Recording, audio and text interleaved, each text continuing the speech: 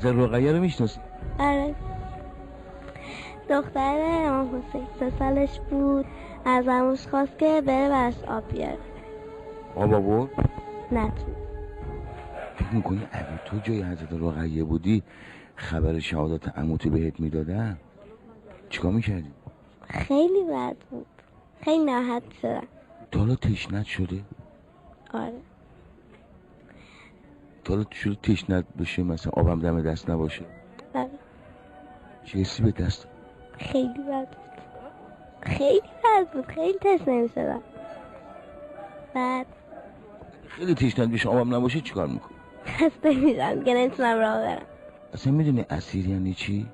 یکی ها بگیرن زندانیش کنن بعد تا خیلی سالها تو. فکر میکنی یه روز اسیر بشی؟ نه. فکر کن یه مرتبه 10 تا مرد بزرگ که با بابات هم لج باشن و دشمن باشن. نه. ببین اگه یه روز یه آقای بیاد شما رو کتک بزنه به کی میگی؟ بابا. اگه بابات نباشه؟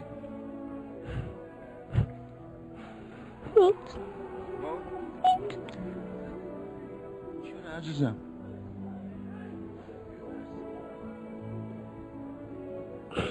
ها؟ چرا گریه میکنی؟ یه آقای بیاد بزنتت بابات هم نباشه عموت هم نباشه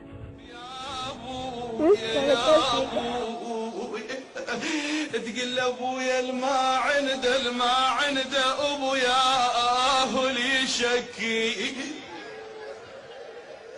وهي باو عليه زمن استاذ الماء يا ابو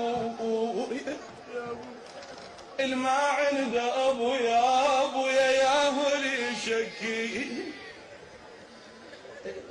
حساب کن کودکت هم زدن گشنت هم هست تشنت هم هست عموت هم نیست بابات هم نیست هیچ کس نیست 50 تا 100 تا آدم بد دورتن چیکار میکنی؟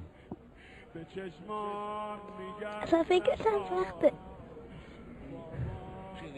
خیلی. همون گریه میکنی؟ الان رقیه رو بهتر شناختی نه؟